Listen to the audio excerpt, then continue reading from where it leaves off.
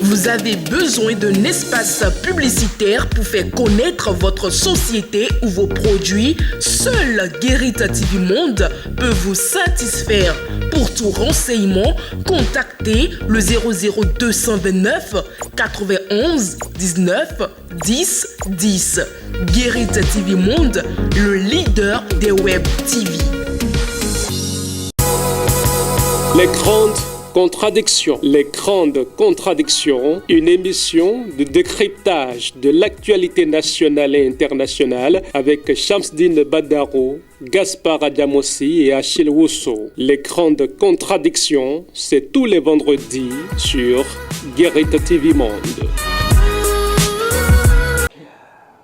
On démarre désormais les grandes contradictions chaque vendredi par le fait divers de la semaine, la rue Opine. Et cette semaine, Fauzia Sefou propose pouvez-vous prendre une femme enceinte divorcée en mariage?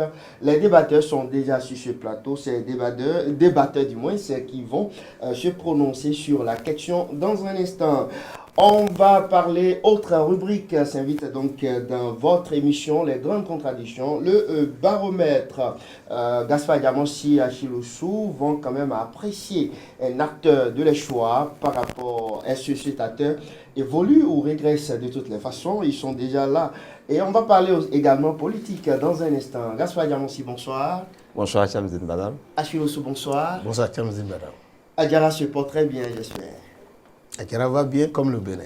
D'accord. Et je reste toujours avec vous, Achille Wusso. Pouvez-vous prendre une femme enceinte divorcée en mariage? Ne riez surtout pas. Vous voulez mon avis? Ah ben, je vous pose la question.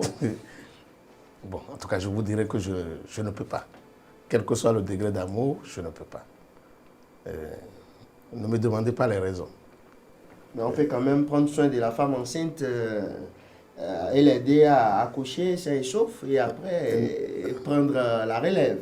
Non, ben, prendre une femme en mariage, c'est l'avoir totalement pour soi. Et une femme enceinte, une femme qui est enceinte n'est pas votre femme. Une femme enceinte divorcée, de surcroît, il faut faire très attention parce que rien ne prouve que le mari l'a déjà abandonné. Et l'enfant que la femme porte a un père qui doit être responsable donc de sa progéniture. Et en tant que tel, je crois qu'il reviendrait, et cela c'est de droit même, il reviendrait donc au géniteur de prendre soin de la femme jusqu'à l'accouchement. Et après, s'il y a décision à prendre, on verra. Lui, il est âgé. Il peut toutefois avoir un avis contraire. Il a un orphelinat.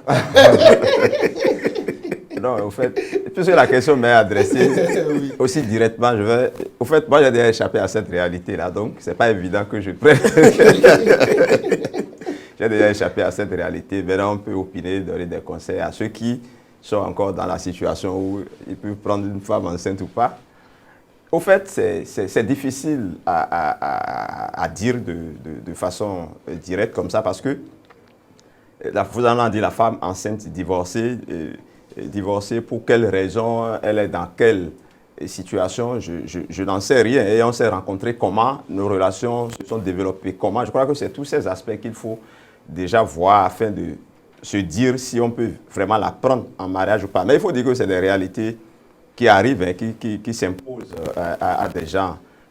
Mais moi, ce que je pense réellement, c'est qu'une femme qui est enceinte, je ne sais pas si elle a déjà divorcé avant de se rendre compte qu'elle était enceinte ou si c'est avec la grossesse qu'elle a divorcé. Mais en réalité, je pense qu'une femme qui est enceinte, même divorcée, doit prendre le temps d'accoucher avant de s'engager avec un autre homme. En réalité, c'est comme ça que cela devait être. Sinon, une femme qui a la grossesse de quelqu'un d'autre et qui se court rapidement pour aller encore s'amouracher avec un autre homme, je pense que cette femme, en tout cas, l'impression qu'elle donne déjà, c'est qu'une femme qui est assez frivole ou bien elle peut, la réalité économique aussi peut l'amener, bien entendu, parce qu'elle cherche quelqu'un qui va peut-être prendre soin d'elle et soutenir la grossesse. Dans ce cas aussi, elle peut aller vers un autre, ou aussi celui avec qui elle se trouve peut être aussi à l'origine du divorce, bien entendu. Et là, la personne sera peut-être obligée d'assumer les conséquences de ce qu'il a posé parce qu'il a été à l'origine du divorce et la dame ayant une grossesse de l'autre,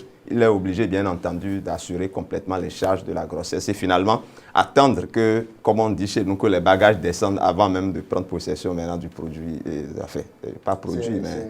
C'est très délicat. c'est vraiment délicat, c'est vraiment délicat. Bon, ce qui est sûr, aujourd'hui, il y a des structures qui s'occupent de ces cas-là. Même si c'est le géniteur qui est à l'origine du divorce, je crois que le centre de promotion sociale, ou en tout cas, il y a quand même des structures qui s'occupent de ces questions. Il suffit donc que la femme aille se plaindre et que le mari soit convoqué pour qu'il soit mis devant ses responsabilités et les assumer pleinement. Vous savez, ce serait une violation même des lois de la nature que d'aller mettre sous son toit la femme qui porte la grossesse d'un autre. Gaspard a soulevé un aspect aussi important tout à l'heure. Si on ne le savait pas avant de s'engager, ça c'est autre chose. Mais quand cela arrive, que ça se révèle, il faut quand même la libérer et après peut-être vous pouvez revenir sur le projet et vous entendre sur le minimum. Oui, Gaspard Diamant, si vous oubliez un aspect, l'aspect spirituel. Il y a des jeunes qui cherchent, ils sont pressés. Et des fois, peut-être c'est le prêtre du phare ou en tout cas qui recommande pour dire allez chercher, allez. Oui, ça veut dire que dans ce cas-là, ce n'est pas la réalité qui vient vers eux, c'est eux qui vont chercher. Quelle est votre appréciation par rapport à cet aspect de la chose? Non, moi, si on prend encore cet aspect, moi, je trouve que c'est... Je ne vais pas dire démoniaque ou diabolique, mais je pense que ce n'est pas une bonne chose d'aller vers ce genre de pratiques. Je ne sais pas ce que ça peut véritablement, ce que ça peut rapporter. Parce qu'on a besoin de devenir riche. Oui, en assumant la grossesse d'une autre personne. Oui. Et les conséquences, souvent, c'est que cet enfant, que je dirais en griffe enfant bâtard, finira par vous taper avec votre richesse quand il sera grand. Ça, ce n'est même plus l'amour qui a amené ce dernier vers la femme. C'est la recherche d'un profit qui l'a amené à aller chercher donc une femme enceinte qui porte la grossesse d'un autre qui n'est pas sa propre femme. Et je crois qu'ici, le minimum devrait être quand même qu'il y ait au départ un sentiment naturel qui pousse l'un vers l'autre. Ici, dans ce cas-là, en tout cas, nous n'allons pas faire l'éloge de la chose, mais ce serait dangereux quand même d'aller... Pour finir sur ce sujet-là, en fait, sur ton argument, quand vous parlez de sentiments, moi, enfin, là, je reviens à mon cas personnel. C'est quand même compliqué que j'ai de sentiments pour une femme qui a les rondeurs de quelqu'un d'autre. Hein, je crois que c'est, à moins d'avoir un certain vice, vraiment, je pense que normalement, ça ne devait pas aller. Gaspard Diamant, je pense qu'on va inviter Fauzia chaque vendredi. Voilà. Pour expliquer, est-ce que c'est du vécu ou... Parce que je crois qu'elle a l'inspiration vraiment. Je crois que ça doit être une équipe. On ne sait pas si elle est enceinte actuellement. Et qu'elle cherche quelqu'un. Il y a la recherche de quelqu'un pour abriter. On ne sait pas, j'ai des idées, mais peut-être prochainement, on va demander. En faisant ça, il ne faut pas l'orienter c'est sûr que ce n'est pas le cas. Sujet, parce que là, elle va se dire, mais les gens vont penser que c'est mon cas. Merci beaucoup. C'était donc le fait du verre en fin d'émission. On va revenir par rapport à la nouvelle rubrique dans l'émission Les Grandes Contradictions, le baromètre. On parle politique à présent. Oswald Omeki parle du dauphin, du choix du président de la République, Gaspard Diamant. Oui, vous savez, c'est un sujet qui agite un peu l'opinion ces derniers temps. Il y a ceux qui abordent le sujet frontalement, de façon directe. Il y a ceux qui l'abordent un peu sous table et autres. Et je crois que la question lui a été posée au cours d'une émission et sa réponse, n'a pas eu le mérite d'être particulièrement claire, puisqu'il n'a pas indiqué qui sera le dauphin. Il a juste estimé que c'est un choix qui sera fait et qu'il est tôt pour que ce choix soit fait que ça sera fait certainement et que si cela est fait, que étant de la mouvance ils vont tous se plier à ce choix-là. Mais je crois qu'il a donné quelques indications en montrant que la personne doit avoir une certaine légitimité et que la personne doit aussi se rendre compte que le choix ne serait pas, c'est pas forcément lui qui compte, mais que c'est le groupe et qui compte. Je crois qu'il a donné quelques indications. Je ne sais pas si lui-même, il répond à ces critères-là parce que ça se murmure également qu'il a des prétentions, qu'il a des ambitions par rapport à ce fauteuil. Donc, je crois qu'il a donné des indications et le temps, quand le temps sera là, on verra bien ce que ça va devenir. Même s'il, bon, évidemment, je pense qu'il a dit ce qu'il a dit devant micro et caméra, mais on sait qu'il est quand même assez actif, sous table, comme je l'ai dit tantôt, et qu'il ne va pas laisser, qu'il ne va pas se laisser, qu'il ne va pas subir ce qui vient là. Je crois qu'il est acteur et qu'il agit à sa manière pour que on sache véritablement ce qui va se passer finalement en 2026 pour que son camp conserve le pouvoir. Son camp conserve le pouvoir. Vous parlez de quel camp? La mouvance ou l'UP, le renouveau? Non, je parle de la mouvance. C'est un grand ensemble. Il y a deux camps au niveau de la mouvance. Lui, il n'a pas fait de distinguo entre UP. Il a parlé globalement de... Surtout que les deux partis travaillent aujourd'hui pour quand même... voilà. Achille Oussou. Oui, j'ai lu la réaction de Omeki sur cette question-là qui agite déjà l'actualité parce que nous voyons déjà un certain nombre de mouvements par rapport à la manifestation de volonté ou à la suscitation de candidatures pour qu'on appelle remplacer entre griffes le président Patrice Talon en 2026. Et c'est intéressant qu'un acteur comme Omeki se prononce sur la question parce que nous savons qu'à pareil moment, il y a 7 ans environ, il était donc déjà sur le terrain, très actif sur le terrain pour appeler autour donc, de la candidature du président Patrice Talon. Et qu'aujourd'hui, qu'on parle de la succession de Patrice Talon, c'est important quand même qu'il prenne la parole et qu'il donne son avis. Et l'avis qu'il a donné, bon, on peut comprendre, cela suit la logique, les normes, qu'il faut attendre le moment indiqué pour faire le débat. Et surtout que nous sommes aujourd'hui à l'épreuve donc du nouveau système partisan, il faut quand même laisser que le débat se mène au niveau des grands partis et au niveau des partis simplement et que la décision soit une décision donc qui ressemble désormais à nos rêves parce que nous voulons désormais qu'on appelle que ça soit des partis et que les présidents soient élus parce que jusque-là, on n'a pas eu la chance depuis 1991 d'avoir un président élu d'un parti politique, en tout cas proposé par un parti politique et élu comme tel. Et donc, si le débat peut vraiment se faire au sein des partis politiques et que c'est de ces partis que la fumée blanche va sortir, ce serait tant mieux pour le nouveau système partisan.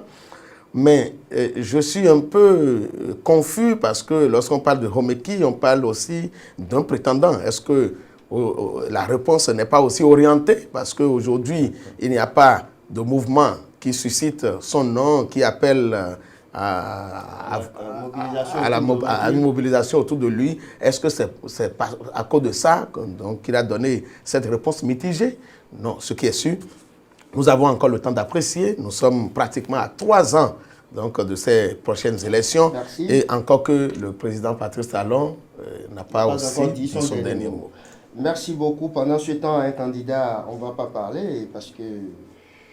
On ne le connaît pas encore. Ce fauteuil, on respecte beaucoup ce fauteuil, mais on ne va pas le qualifier d'un plaisantin, mais un autre candidat est annoncé au nom de Xavier Atadedi, qui propose déjà une promotion pour l'obtention du permis de conduire pour sauver la jeunesse des griffes de l'emploi. Oui. Vous avez déjà réglé la question. Le qualifiant. Le débat est fini? Non, je pense que... Non, le fauteuil est assez sérieux pour qu'on en arrive. Je crois qu'on a déjà passé cette étape-là par rapport à l'ambition suprême pour gouverner un pays ce n'est pas l'auto-école qui va permettre de sortir non, de l'emploi. Ça, c'est de la grosse plaisanterie, excusez de peu. On n'a pas encore pris la candidature au sérieux et lui-même il se permet d'ajouter. Vous le connaissez personnellement? Je ne le connais pas personnellement et je n'ai même pas envie de le connaître personnellement pour l'instant. Il n'a qu'à se prendre d'abord au sérieux comme ça là. On va le prendre au sérieux et on discutera des choses essentielles avec lui. Parce que ce qu'il propose là, c'est des choses qu'il faut faire dans sa petite famille ou bien dans son quartier. Mais à l'échelle d'un pays ou d'une ville, on ne peut pas... On ira... Il est déjà à la diaspora apparemment. Ou bien... Il est aux États-Unis. Il est aux États-Unis. Donc c'est de là-bas qu'il fera la promotion. On va envoyer une équipe dans son quartier pour voir comment il s'occupe déjà de ses, comment on appelle, de ses voisins. Il me rappelle, paix à son âme, ce candidat-là qui, à l'annonce des résultats, a dit mais que lui, il a une équipe de football. Et une famille. Et que tout au Sa moins... femme a voté, ses 2 enfants ont voté, et son équipe a voté. Il ne comprend pas pourquoi il y a 2 voix.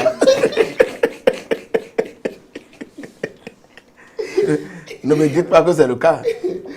Donc ça risque d'être le cas.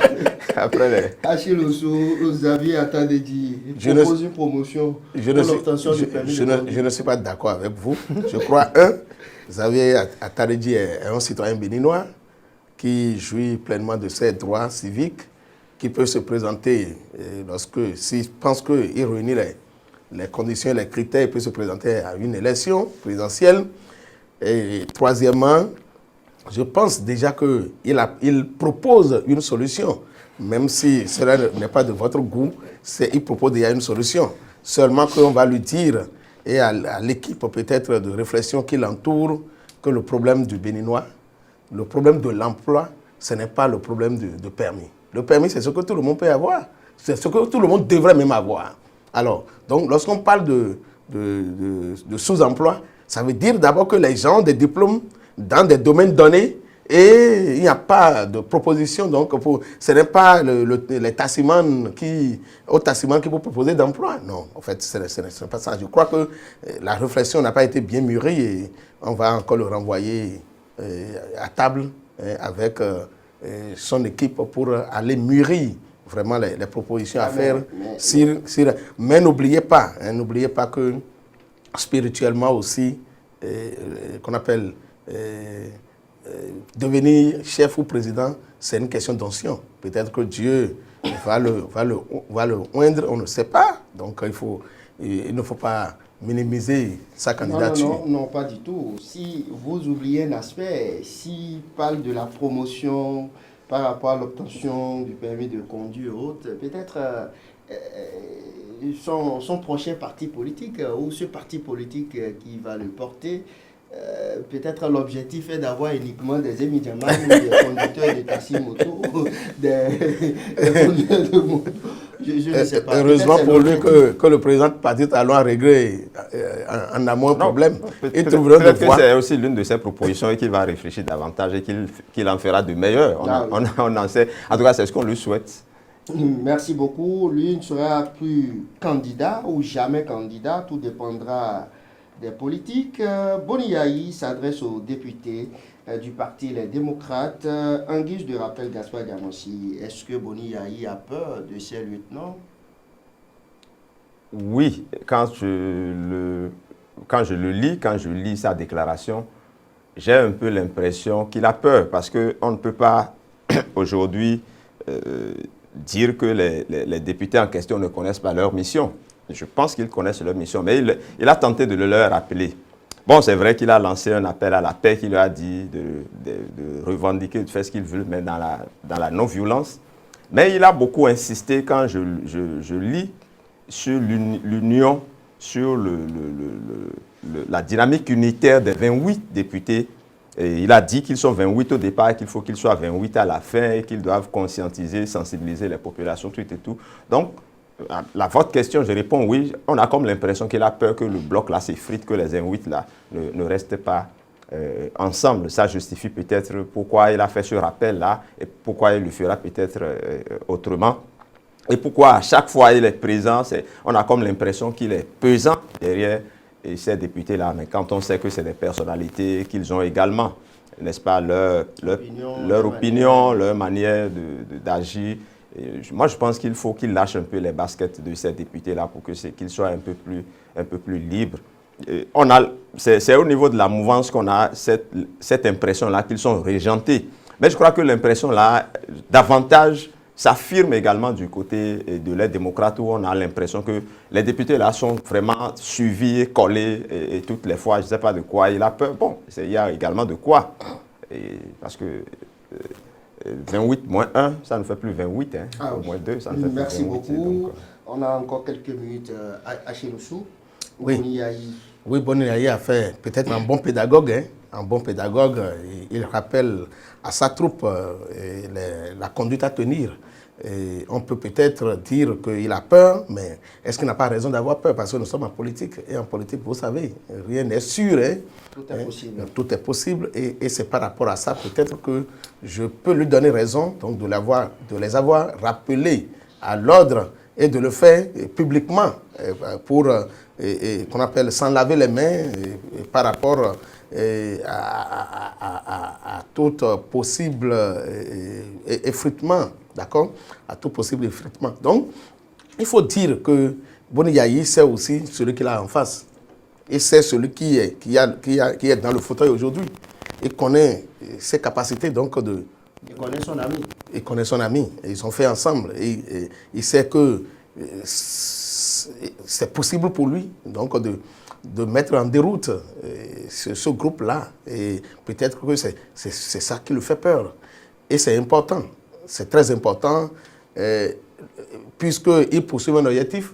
L'objectif, donc, c'est de faire installer en 2026 quelqu'un dans le fauteuil présidentiel au nom de l'opposition. Et si jamais il n'arrive pas à garder donc ce groupe uni, ce serait dommage déjà pour ce projet-là et pour ce Merci beaucoup. On va parler d'un autre sujet, loin de la politique, avant d'aller retrouver le frère Macky Sall. Des stations-service épinglées pour la défaillance à Chiloussou de les pompes, les consommateurs privés. Je crois qu'on devait tirer un coup de chapeau au ministère de l'Industrie et du Commerce et surtout, voilà, cette structure-là donc du ministère qui a fait cette descente inopinée pour aller vérifier vraiment le fonctionnement donc de nos stations-service. Parce que nous n'oublions pas que la vie coûte déjà excessivement cher et que l'essence qui était à 300 est passée du simple au double dans le marché informel. Et à la pompe, si on est obligé maintenant de nous ruer vers les stations-service, il va falloir quand même que le service rendu soit à la mesure de ce qui est payé. Et je crois que pour l'avoir fait, c'est bon, mais il ne faut pas le faire une seule fois, parce que nous connaissons le Bénin, les intimidations vont commencer, les tentatives de corruption vont commencer, et la structure risque donc de baisser garde. Donc je crois qu'ils doivent continuer ainsi pour le bonheur de la population. Gaspard Diamonsi. Oui, c'est ce qu'on appelle chez nous dessous trop tard souvent. C'est-à-dire qu'ils auraient pu le faire un peu plus tôt. Ils l'ont fait très tard. Espérons que... Parce que s'ils avaient l'habitude de le faire, je ne pense pas que les gens là continuent de s'installer dans ces genres de pratiques. Mais quand même, c'est heureux déjà que cela soit fait, comme l'a dit Achille, par ces temps de cherté du carburant. On ne peut pas comprendre que les gens aillent à la pompe et que ce soit encore les pompistes qui grugent. Et on dit, les gens se disent, mais pourquoi l'essence peut être à moins de 600 dans les stations et que les consommateurs préfèrent plutôt aller vers... Quand tu as l'assurance qu'avec tes 600 francs, tu vas avoir de l'essence, le litre plein, et que de l'autre côté, on va te mettre seulement de l'air dans ton moteur, je crois que le choix est assez vite fait. Je crois que c'est heureux que cette lutte-là soit menée. Mais malheureusement, par rapport aux problèmes qui se posent, la sanction n'a pas pu être appliquée à ces stations-service. Et je crois qu'il faut, à l'avenir, vraiment frapper fort pour que ces genres de pratiques-là... Nous sommes à moins de 5 minutes de l'émission. Encore des sujets à l'international. Gaspard Diamonsi, Macky Sall annonce qu'il ne sera... il a renoncé à un troisième mandat. Absolument, il a renoncé. Est-ce que c'est de gré ou de force? Moi, je pense... C'est une stratégie. Non, je ne pense pas On que a ce vu soit... le cas Ouattara ici. Hein. Non, bon, c'est possible. Oui. Mais il faut que quelqu'un meure d'abord si on prend le cas Ouattara. Merci beaucoup. Merci beaucoup, Gaspard Diamossi. Achille Oussou.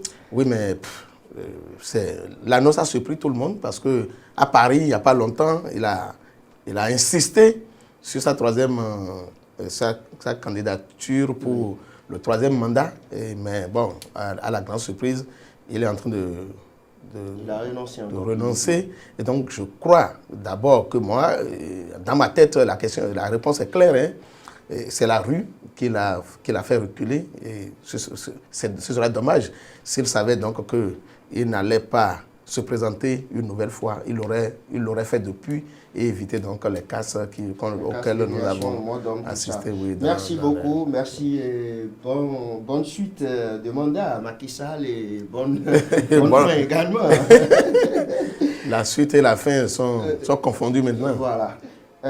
C'est définitivement terminé. Le dernier sujet, Gaspard Diamossi, le baromètre de la semaine. Vous avez envie de parler de 2 acteurs positifs et négatifs, qui a monté, qui est descendu.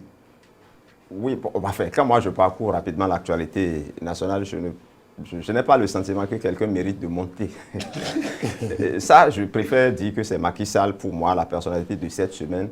Même si ce n'est pas volontairement qu'il l'a fait, il faut avoir le courage quand il y a la pression de choisir la bonne voie. Et je crois qu'il a fait une option qu'il faut absolument saluer. Parce que tout au moins, pour l'instant, ça préserve son pays, le Sénégal, d'une certaine catastrophe, d'une certaine ébullition, tout ça. Et je crois que c'est déjà bien qu'il ait laissé les faucons de côté. Ceux qui lui disent qu'il faut faire le 3e mandat, tu en as le droit. Je crois que c'est à saluer. Maintenant, la personnalité qui descend... je ne pense pas particulièrement à quelqu'un. J'aurais voulu parler de notre candidat, mais je le laisse de côté. Je pense plutôt à une structure. Je pense à la SBE. Je pense à la SBE parce que ce qui se passe dans cette maison aujourd'hui, là, ça dépasse les bornes. Il y a quelques semaines, nous allons parler du PRMP et autres, avec qui on a trouvé des centaines de millions. Il y a quelques jours également, c'est le DG étranger et expatrié qui, soit dit en passant, a été parachuté à la tête de cette structure-là pour, dit-on, amener le bonheur aux Béninois. Il y avait un paradis qui était venu nous emmener l'enfer. Il y a un autre qui est venu et qui a ramassé presque tous nos sous. Et je crois que c'est absolument déplorable et dommage. Heureusement, nous avons encore les ressources parce que ce qu'on a refusé, c'est ça que nous sommes en train de faire. C'est une Béninoise qui assure l'intérim. Et pourquoi on ne pouvait pas nous faire l'économie d'amener ceux-là qui sont venus créer tout ce désordre-là au niveau de la structure. Donc, pour une structure qui descend et qui nous fait descendre parce que nous souffrons énormément du défaut de l'énergie électrique et de la cherté de l'énergie quand on se rend compte qu'il y a suffisamment de l'argent pour qu'on en gaspille, pour qu'on en vole autant au niveau de cette structure-là. On peut dire que cette structure-là, ça descend. Ça va en bas. Voilà. Achille Oussou.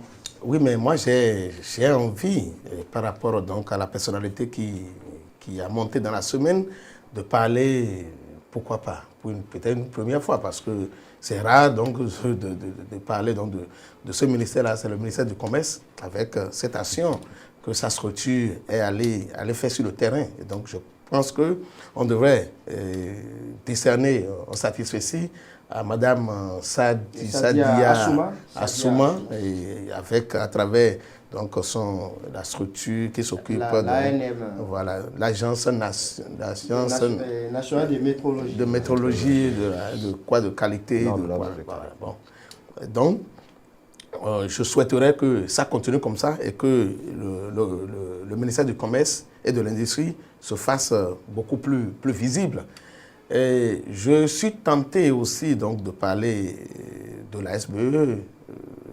Je suis confus un peu à ce niveau-là. De votre côté, ça monte ou ça descend? Non, ça descend parce qu'aujourd'hui, la corruption rampante, c'est depuis la semaine dernière, c'est la SBE, surtout la SBE. C'est pourquoi je dis que je suis un peu confus parce qu'il y a la SBE, il y a le ministère de la Santé aussi également, donc, qui s'est fait épingler par rapport à certaines pratiques.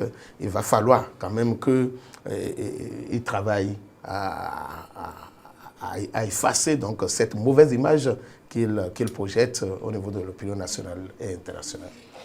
Merci beaucoup Gaspard Diamonsi à Chiloussou. C'est définitivement terminé pour ce vendredi 7 juillet 2023 pour le compte de ce vendredi. Vous venez donc de suivre la nouvelle rubrique en fin d'émission. Merci à Achiloussou, Gaspard Diamonsi, Alphonse Boton, Kabiro Agadi, Patrice Ayonton et à la coordination générale, Evelyne Boussou. Mesdames et messieurs, c'était les grandes contradictions dans vos maisons à vendredi prochain. De l'actualité nationale et internationale avec Shamsdine Badaro. Les grandes contradictions. Les grandes contradictions, une émission de décryptage de l'actualité nationale et internationale avec Shamsdine Badaro, Gaspard Diamonsi et Achille Rousseau. Les grandes contradictions, c'est tous les vendredis sur Guérite TV Monde.